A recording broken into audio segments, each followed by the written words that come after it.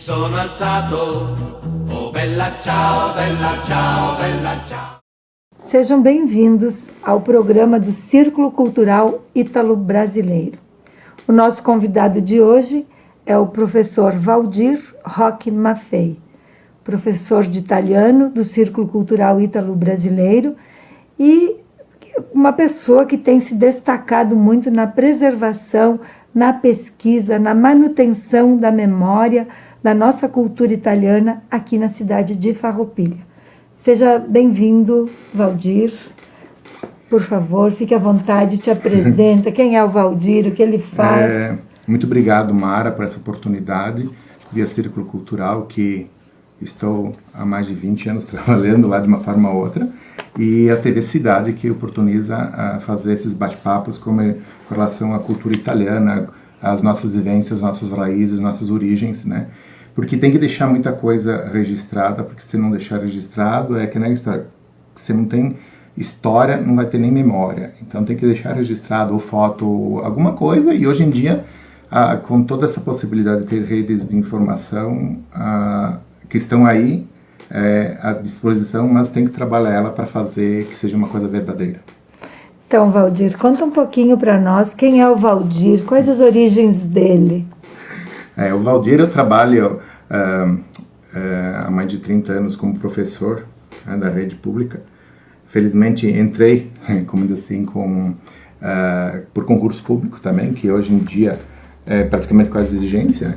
Então eu trabalhei sempre na educação, na escola pública e no Círculo Ítalo-Brasileiro. Estou lá desde quase que depois da fundação, que foi feita por coordenação da Estrelita Sinhac.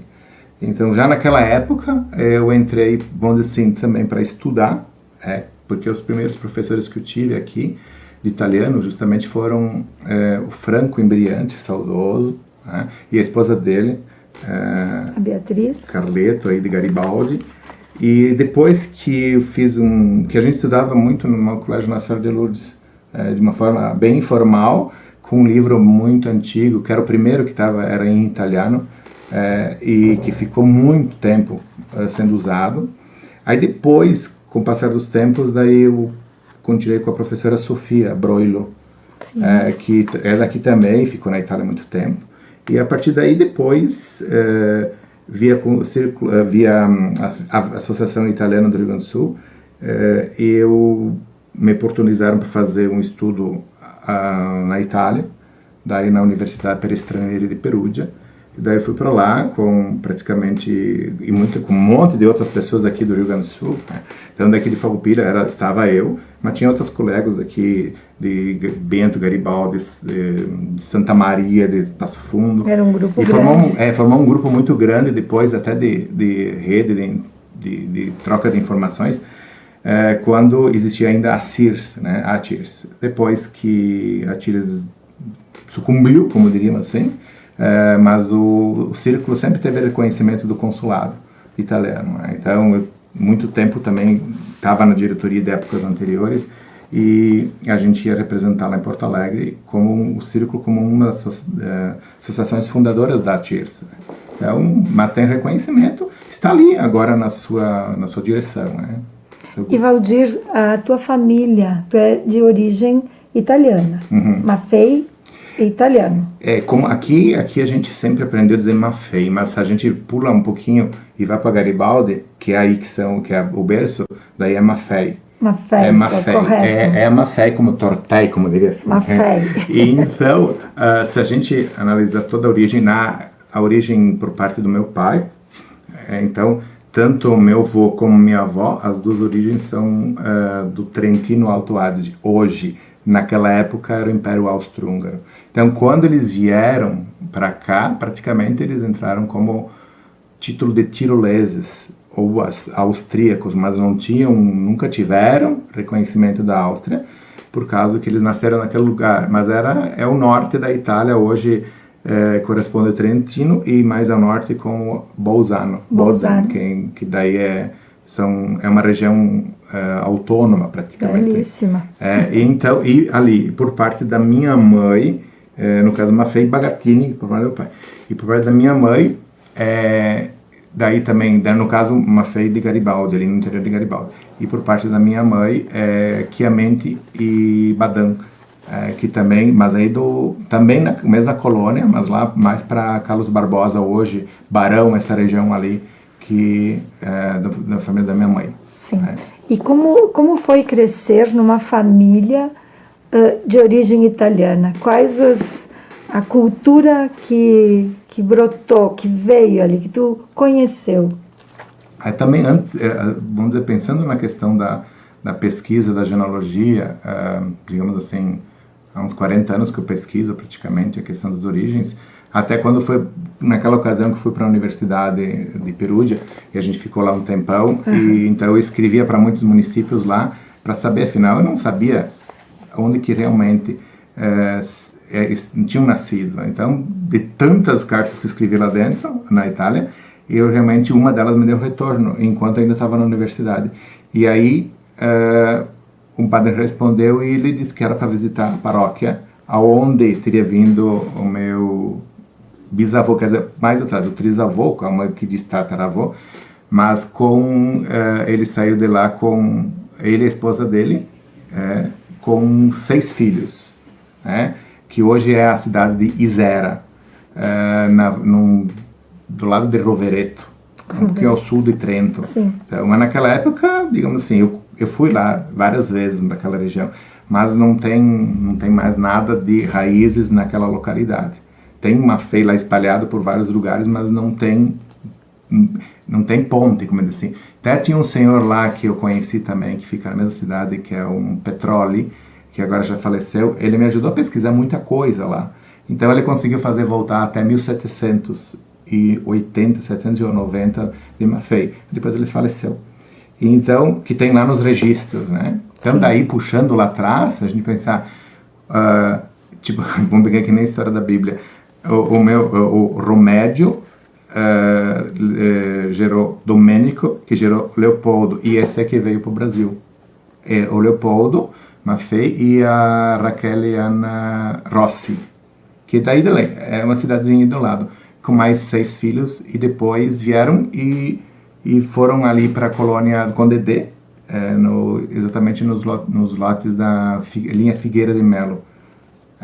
Então ele depois teve mais 3 filhos aqui no Brasil. Então fechou os era 9, 6, mas não eram 9. Então 3 nascidos no Brasil e os outros 6 que vieram. Daí todos eles, né, constituíram famílias e assim, vamos dizer assim, é uma quantidade muito grande. Se a gente tirar tudo que tem aqui é parente, tudo que tem aqui espalhado são parentes, né? E dentro da tua família vocês viviam muito a cultura italiana, era muito forte?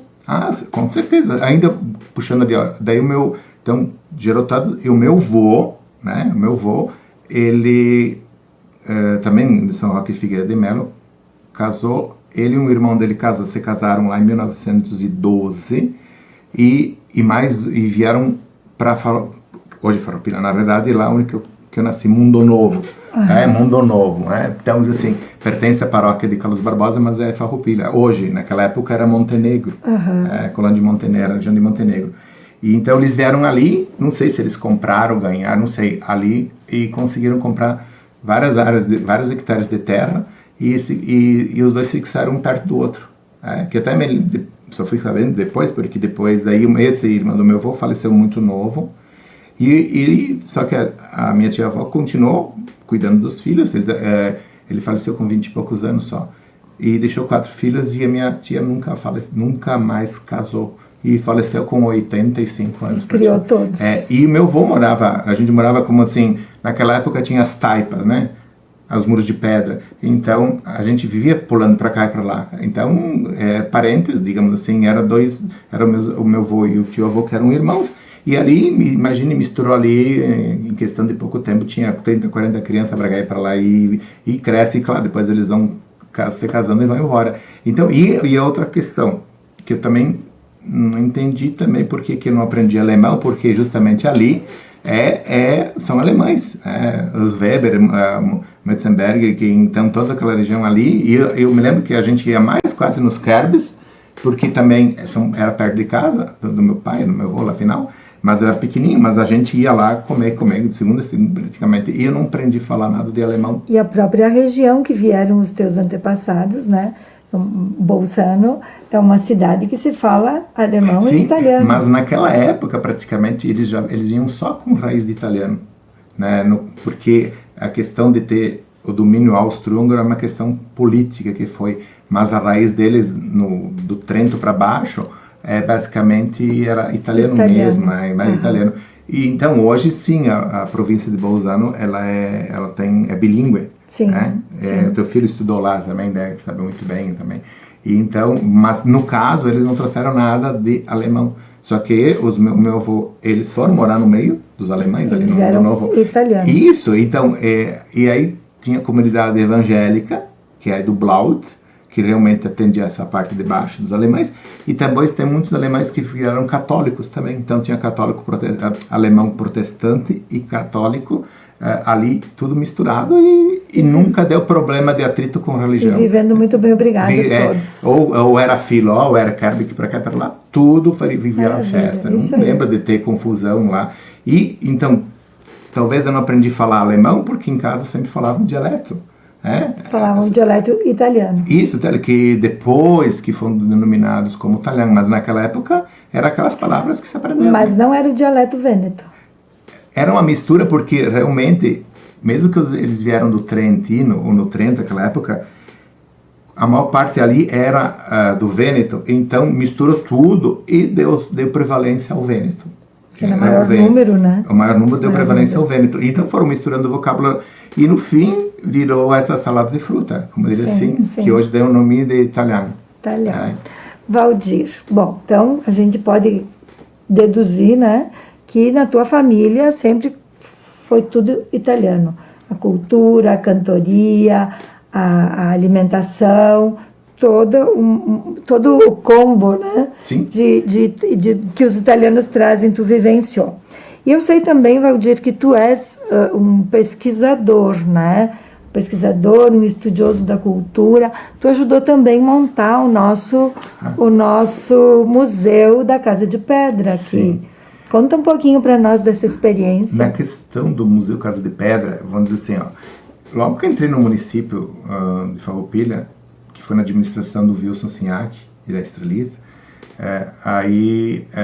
como professor, e então eu digo quando a gente, por que eu digo a gente? Porque quando a Estrelita nos chamou para trabalhar, para fazer o museu, no último ano de mandato, 1988, assim, e daí chamou também a Lili, uma outra colega minha, que era a Liliane Trentin também, que era professora do município, e a professora Maria de Marco Werner também, naquela época Werner, que também era professora do caso de História. Então, ela de História, eu de Geografia e mais um monte de coisa, e a outra professora de Artes. Então, a gente ficou praticamente uns 7, 8 meses, girando para o interior de Farroupilha, para cá e para lá, para procurar, porque havia necessidade porque a Casa de Pedra já estava lá, pronta. A prefeitura já tinha recebido a autorização da família Fim, que eram os donos daquela região, daquela casa. E aí, então, a gente ficou trabalhando com muitas outras pessoas, mas assim, de trabalhar de segunda a segunda, além desse professor, que nós éramos também, de fazer a ida para as colônias, para os interiores de Farroupilha, para poder buscar matéria. Vamos dizer assim, a gente, você pensa, 20 e poucos anos ali, a gente vai e a gente pegou a maior parte da base em Bento Gonçalves, na Fundação Casa das Artes de Garibaldi, que já tinha os museus aí, para montar o de Farroupilha, o Casa de Pedra. Então vocês faziam busca no interior de doações de peças, e uma questão que tinha um trabalho muito grande, que era a educação patrimonial, que a gente produziu muito material para as crianças, justamente já tinha professor de pedagogia junto, para levar nas escolas, porque nas escolas? Porque tu tem que conscientizar, então pensa ali nos anos 80, aquela gurizada que achava que ainda aquelas coisas são velhas, aquelas coisas velhas, mas aquelas coisas não têm uma função, é uma questão de patrimônio. Porque também isso, para trabalhar na escola e trabalhar com a comunidade, porque cada fim de semana que tinha uma festa no interior, estávamos lá com as casinhas da prefeitura, aquelas casinhas de madeira que tinham ainda, que eles montavam, para fazer tipo um mini museu com as coisas da comunidade. Então a gente ia lá, tinha festa lá na Janssen, então a gente ia lá, 2, 3 anos, juntava, colocava naquelas 4, 5 casinhas lá, tudo que era acervo deles com nome e identificação, e o pessoal ia ver na festa, as coisas deles aí, para realmente ter patrimônio. Mas depois, se eles quisessem emprestar, de forma parte emprestar, doar para a prefeitura, tudo com documentação, com tudo feito, documentos, não tinha nada, vou levar embora. Né? E então tinha um papel que a gente entregava e eu ficava com nós para dizer, tá patrimônio, isso, para montar o Museu Casa de Pedra. Antes de a gente passar lá para o Museu Casa de Pedra, a gente trabalhou nos fundos do Casal Moschetti. Era ali o nosso, chegava as coisas da colônia, ia lá, trabalha e mistura, vira aqui. Depois a gente passou lá para baixo e, nossa, a gente trabalhou que nem vamos dizer assim, uns loucos, mas no sentido que era satisfatório, porque a gente via que estava produzindo, recolher coisas. Sim. Então a gente era gurizada, vamos dizer, e a gente sabia que aquilo lá ia ter importância para aquelas pessoas. Mas que trabalho bonito, né, Valdir? Porque vocês, além de fazer essa busca de material para o museu, né, vocês passam a fazer uma educação nas escolas para as crianças saberem o valor de preservar esses equipamentos, instrumentos, sei lá, tudo que existia que os italianos trouxeram, né? Eu acho que isso é fundamental para que se mantenha a cultura de uma localidade, né? Digamos assim, depois que o museu foi inaugurado lá embaixo, a gente se desligou da atividade que estava vinculada ao museu. Então, outras pessoas continuaram trabalhando. E também uma coisa muito interessante que a gente achou, a gente conseguiu resgatar coisas da antiga Louças Pérola. Que era as fábricas antigas. Isso, a fábrica de louças Pérola aí do lado da rodovia, que hoje é a rodoviária, afinal, tudo ali. E outra coisa que a gente também conseguiu recolher lá do seu Beltrame, que estavam desativando todo o sistema da produção de linho. Então a gente conseguiu recolher alguma coisa, e alguma coisa de vinícola. E a gente montou a parte de baixo do museu, que era a parte industrial de Farroupilha, dos primórdios, assim. Então, na parte de cima era mais do dia a dia, e em cima tinha um lugar guardado para troca então muita coisa sobrou. Depois eu voltei lá, com o tempo o pessoal foi tirando muitas coisas, porque também não entenderam. A gente que não entendeu as peças que tinha. Eu sei que a gente fez também uma reprodução dentro, porque a Casa de Pedra era um antigo comércio, né? Era uma casa comercial da família Fini. Depois tinha muitos, né? Passavam ali, era hotel e os cavalos, como dizer assim, que passava, era a Júlio de Castilhos, ali perto. Depois virou a Estrada Linha Julieta, depois virou Domênico Fim, por causa. E ali, como era uma área comercial, a casa tinha função, a gente estava num trabalho ali em campo, lá na linha Jacinto. Lá na linha Jacinto, a gente chegou lá como os seus buzetes eram importantes, já tinham começado, a dona, agora esqueci o nome que começou a loja de roupas aqui. Inês. Então, ali os buzetes, final ali. Sim. E então a gente conseguiu lá da antiga casa comercial, porque eles tinham o armazém na colônia. Então a gente conseguiu desmembrar da parede uma estrutura com janela por tudo e reproduzir no Museu Casa de Pedra. Então, digamos, e aquele material, era tudo de madeira, com vidro, e eram todo colorido. Eu sei que a gente ficou... Os balcões de uma vez das lojas. Um balcão que ela cedeu, a dona Nair cedeu, e mais a parte de trás que a gente tentou reproduzir ali, lá nos anos 1988, pensa assim. E a gente tinha que lavar deixou ali madeira, então a gente ficou lá trabalhando com soda, com não sei o que, para lavar a madeira, para deixar a madeira original como era. Depois eu entrei lá, parece que desativaram essa representação no casal, né? Então... As coisas vão mudando. Sim, mas só que tem que pensar assim, a funcionalidade. O museu não é um depósito de coisas que não servem mais. Então tem que ter uma função. Então é a mesma coisa também. Eu lamento que a igreja São Miguel ali, São José foi restaurada e não tem nenhuma função ainda, né? Então é um patrimônio. São patrimônios que a gente tem que preservar, né? Valdir, outra questão. Como tu é um pesquisador, né, e tu pesquisou objetos ou pesquisa documentos. Os documentos, né, que é uma grande busca de todo cidadão italiano, de origem italiana, que quer saber de onde veio o seu avô, quando veio. Como se faz essa pesquisa? Tens alguma orientação que possa ser dada para quem nos assiste? Sim, quando assim, antes de saber, porque parte do meu pai era do Trento, austríaco, final. E por parte da minha mãe, daí eles eram de Verona, né? Ok. Só que, veja assim, eu cheguei a visitar Verona, e lá na cidadezinha de Zevi, onde saíram esses Chiamenti, e não encontrei muita coisa lá, porque também tinha pouco tempo, e ainda que o padre permitiu que eu olhasse os livros antigos, hoje não tem mais como, né? E então tem uma lacuna por parte da minha mãe, dos Chiamenti que tem ali.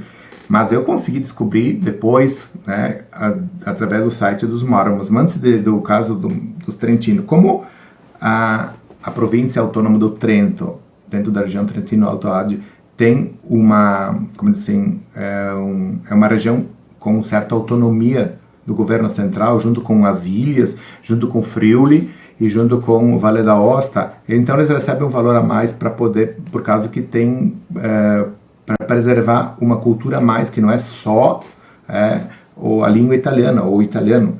Então o Trentino Alto Adige é porque tem essa questão de bilíngue, alemão e italiano. Depois tem o Friuli, tem o Vale da Aosta e as duas ilhas, como são 5 regiões, são 20 na Itália, e são 5 que têm uma certa autonomia maior, que recebem um dinheiro a mais para preservar. Para preservar a cultura local, digamos. Isso, não e no caso, o Trentino Alto Adige, ou a província de Trento, eles criaram um sistema de busca, que é Nati in Trentino. Nati in Trentino. Que é uma plataforma da província autônoma de Trento, que estão digitalizados todos os documentos dentro da igreja, que vai do ano 1815 até 1923. Por que 23? Porque só a partir de 23 que nascem os cartórios na província.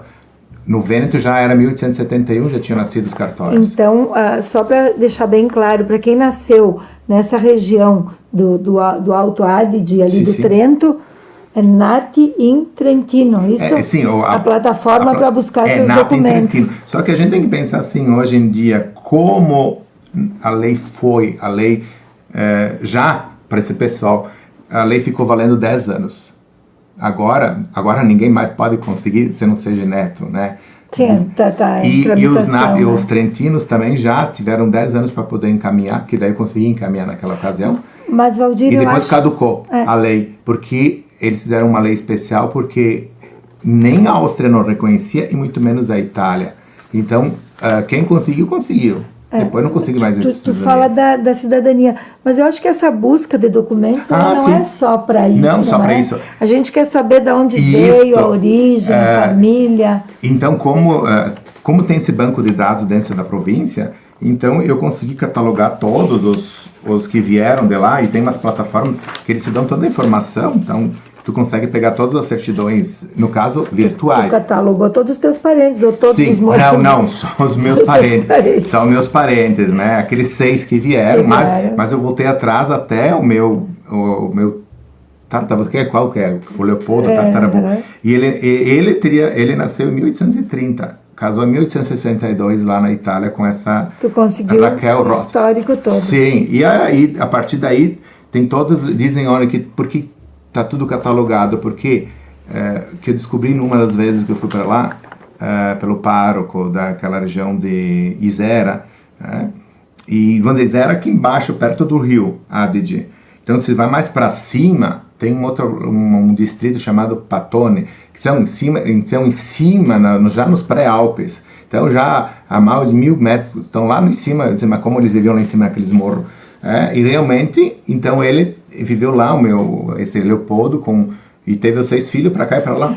Então, Valdir, mas mesmo sendo várias cidadezinhas diferentes, a plataforma sempre a mesma. Isso, ela vai te informar aonde foi. Aonde foi. E aí, se tu quiser um documento, né, tu tem que solicitar e através de um pagamento de 50 euros por documento de nascimento, casamento, que é o que. Mas a pesquisa online livre, eu consigo tu faz fazer um cadastrozinho ali, e aí tu pode pesquisar, tu pode fazer levantamento e vai de tudo. ter informação. Vai ter informação, onde nasceu, onde foi Custo batizado. zero. Para aquelas pessoas que são oriundos do Trentino. Do Trentino. Isso ali. E eu que sou do Vêneto, por exemplo. No caso das pessoas que são do Vêneto, um local de pesquisa bastante interessante. No caso do Vêneto, são 7 províncias. Então tem que pensar que muita coisa do Vêneto, por exemplo, na província de Belluno, um pouco também de Vicenza, foram destruídos com a Primeira Guerra Mundial. Então muita área foi atingida e não tem praticamente mais nada. Muito documento se perdeu. De registro civil. Alguma coisa de igreja guardam, por quê? Porque a igreja era 7 chaves, né? Era representação civil, né? Até 1870. Sim. 71 surgiu os cartórios lá, como aqui no Brasil. Até 1888 era a igreja, 89 surgem os cartórios. Então aí passa a ter a validade dos registros civis. Então lá, vamos dizer assim, do Vicenza pode encontrar dentro da província de Vicenza um local que é o Lista de Leva. Lista de Leva é onde estão catalogados todos os homens que puderam ser chamados para alistamento militar. Lista de Leva. Lista de Leva. Então, que significa leva significa de servir ao exército. A leva para o exército. Para o exército. Então tem, que em Vicenza tem catalogado, Treviso tem catalogado, mas no caso é busca masculina. Porque hoje em dia, e algumas, Belluno tem alguma coisa também que possa encontrar dentro da lista de leva, mas só ali é masculino. Então, mesmo que o italiano veio para cá, ele foi chamado para o exército lá. Não teve penalização. Daí eles vão colocar imigrante em Brasília, ou em Chile, em Argentina, Estados Unidos. Mas já tem da onde a pessoa foi, o paradeiro. O paradeiro. Então, que também tu pode encontrar algumas coisas.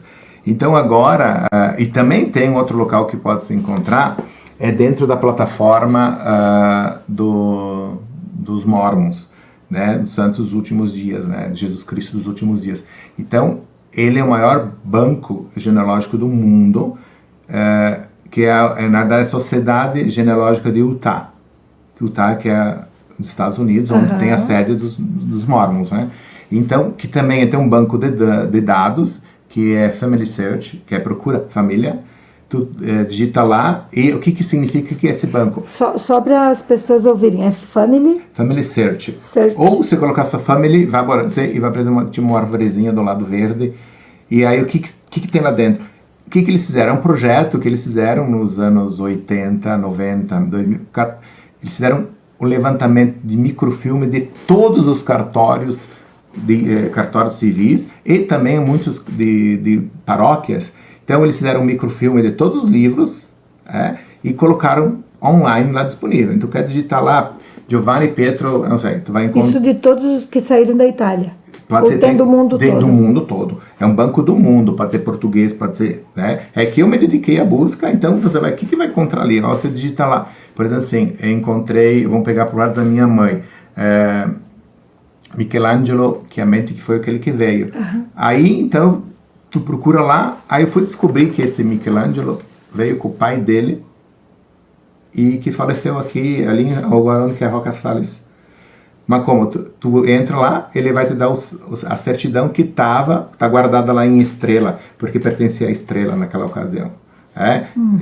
Toda essa região ali era ligada à Estrela. Então é possível a gente fazer uma busca. Sim, de também todos os pesquisando nesse site ali. É gratuito, não precisa ser da igreja, eu também não sou da igreja, do Santos. Acesso é livre. É acesso livre, só faz um cadastro e visita, tu pesquisa o que tu quiser. E justamente está escrito que não tem valor legal.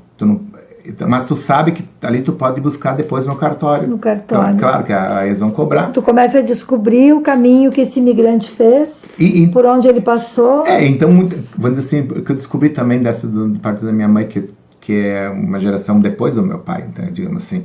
Então, muita coisa foi descobrir porque pertencia aí à Estrela. E naquela época, os cartórios da Estrela eram todos, tudo, escrever uma, duas folhas de tudo que tinha de informação. Então tu pode começar ali, e eu fui descobrindo os filhos dele, a partir da análise dos documentos que estão arquivados ali, nesse banco de dados dos Mormons. Mas é gratuito, não tem custo nenhum. Ótimo. Então, começar por ali e depois... Já faz uma bela busca da Sim. documentação. Até porque se dessa pedir pesquisa. um documento no cartório, tu não pode ir lá, eu quero ver. Não, tu tem que pagar para ver.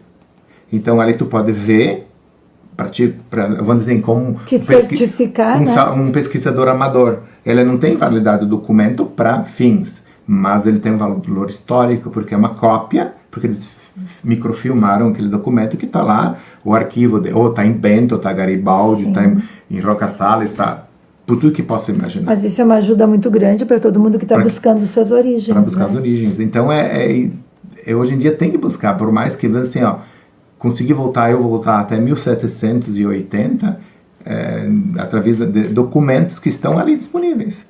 Valdir, nosso tempo voou, nosso tempo está no fim e nós temos ainda muito assunto para continuar. Fica na próxima. Né? A próxima vamos falar do italiano também. Ou né? sim, do italiano do mesmo. Italiano também. Então, Valdir, o que tu deixa de recado para quem nos assiste sobre a preservação da cultura italiana, né? Os jovens, né? Como nós podemos manter a nossa cultura viva? E se tu acha isso importante também, Sim, né? porque se eu pensar assim, da minha época lá atrás, a gente sempre aprendeu de casa, falando italiano, ou como o dialeto, assim. Só foi aprender, que nem falei com o Franco, e a partir dali, mas não esqueci. Então, se o nono e a nona tá falando, vão lá e senta e conversa. O que é isso? O que é aquilo? Deixa eles falar. E não é vergonha, porque eu vejo que muitas vezes que eu viajei por tudo que é canto, parece que aqui em Farroupilha tem vergonha do que é o italiano, a cultura. Aí tu vai ali, pula aí para Garibaldi, para Bento, tu já vai para Pinto Bandeira, vai e segue. O pessoal faz Montebello, Santa Teresa, faz uma mil maravilhas. Lindas, né? E aqui parece que, mesmo que está tendo entrar, mas parece que está meio esquecido. Todo mundo tem que buscar as origens. Buscar as origens, porque povo sem memória, sem história, não funciona. É a nossa identidade, né? Não sim. adianta. É. Então tá, Valdir, te agradeço muito, né? Eu agradeço também. Certamente vou te convidar para novas entrevistas, né? Porque o assunto foi muito bom. Eu acho que tu contribuiu muito para quem está buscando suas origens, né? Trouxe umas dicas bem legais e esperamos que todos tenham aproveitado. Agradecemos. Gratidão a todos que estão a assistir um pouco de informação de cultura. Muito obrigada, Valdir.